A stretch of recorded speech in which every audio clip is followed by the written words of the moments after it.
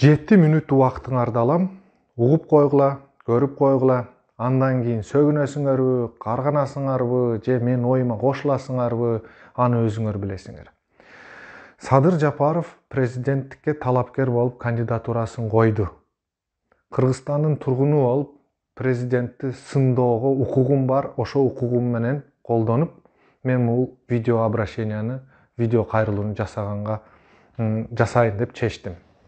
Бул жерде Садыр Жапаровдун кыскача өмүр баяны 68-жылы төрөлдү, 91-жылы физкультурныйды с отличием бүттү. Андан кийин биртке өзү мындай жеке иштеп жүргөн экен. Эң кызыктуу жери ушу 2005-жылы башталат. 2005-жылы биринчи жолу саясатка Келечек партиянын чапанын кийип алып, биринчи жолу депутат болот.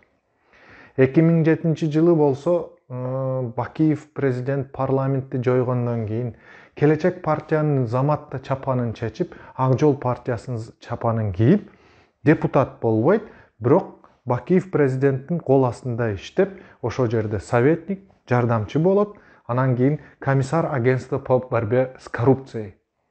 Коррупцияга каршы комиссар болуп иштеген экен. 2013-жылы төңкөрүштөн кийин Бакиев кеткенден кийин Ак Жол партиянын чапанын чече коюп, Ата журт партиянын чапанын кие коюп, кайра депутат болот. Ошо депутаттык кезинде председатель комитета по судебно-правовой системе, сот системасын көзөмөлдөгөн адам. Андан кийин 2013-жылдан баштап 2017-жылга чейин болгон окуяларды силер билесиңер. Кумтор, забор, анан кийин сот, качып жүргөн болот, анан кайра камакка алынат. Андан кийин 5 октябрь 2020-жыл 1,5 айдын ичинде канча жолу эмне деп калп айтканын мен фактылар менен айтып берейин. Биринчи, Кумтор национализация болуш керек деп айтып келген 2013-17 жылдары.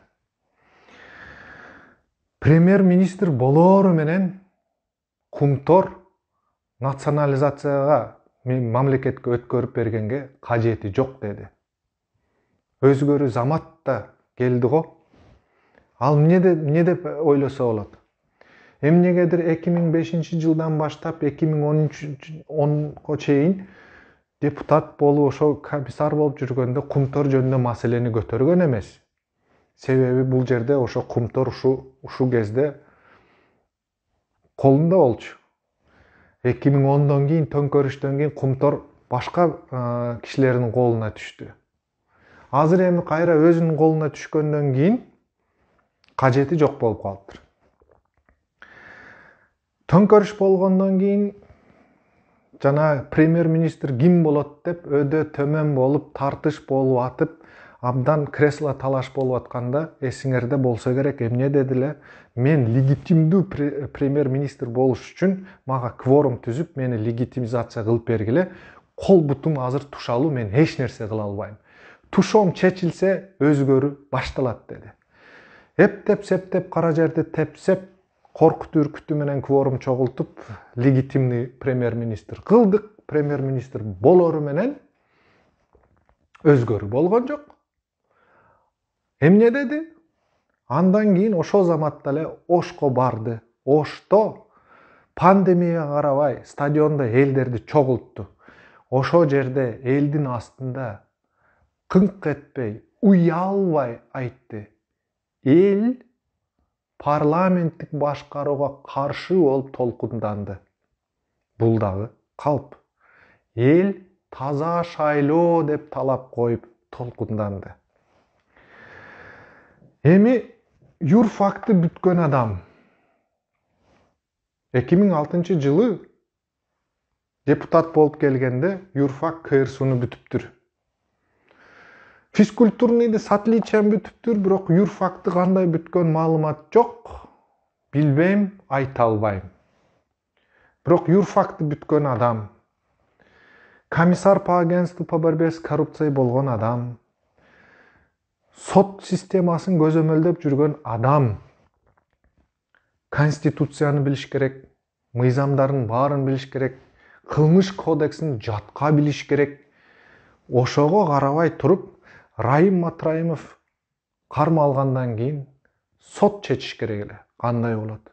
Бирок тилекке каршы юрфакты бүткөн адам кандайча билбейм соодалашып кое берип жиберди. Баасы барыңар уккансыңар 2 миллиард сом экен. Эми макул. Бунун баарын чийип туруп Садыр Жапаров абдан сонун адам, жакшы адам келсе, президент болсо, баарын оңдойт деп биз үмүт кылып атабыз. Кошуна мамлекеттер жана башка мамлекеттер, Европа болобу, Америка болобу, ал жакшы экенин деп карабайт.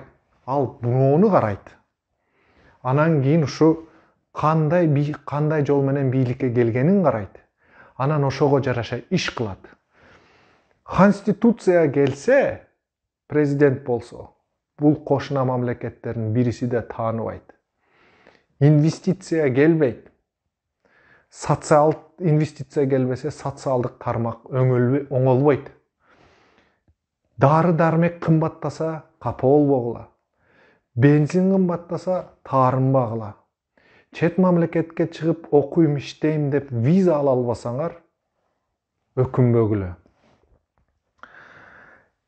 Бир гана суроо.